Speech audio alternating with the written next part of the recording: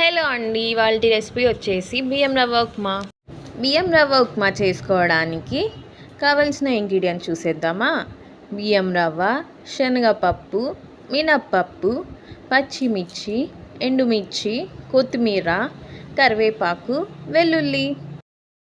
Next process చూసేద్దామా. ఒక గిన్నె తీసుకొని ఆయిల్ వేసుకోండి. ఆయిల్ హీట్ అయ్యాక తర్వాత ఆవాలు, జీలకర్ర, శనగపప్పు, మినప్పప్పు, పచ్చిమిర్చి, ఎండుమిర్చి, వెల్లుల్లి, కొత్తిమీర, కరివేపాకు వేసుకోండి. అవి వేగాక వాటర్ యాడ్ చేయండి. ఉప్పు వేసుకోవాలి. వాటర్ హీట్ అయ్యాక రైస్ రవ్వ వేయండి. 1 గ్లాస్ రవ్వకి 2 గ్లాసుల వాటర్ వేసుకోవాలి. ఈ ప్రాసెస్ మీడియం ఫ్లేమ్లో చేసుకోవాలి. రవ్వ బాయిల్ అయ్యాక స్టవ్ ఆఫ్ చేసుకోండి. మన రైస్ రవ్వ ఉప్మా రెడీ. ఈ వీడియో కనుక మీకు నచ్చినట్లయితే ప్లీజ్ లైక్ చేయండి, షేర్ చేయండి, కామెంట్ చేయండి అండ్ సబ్స్క్రైబ్ చేసుకోండి.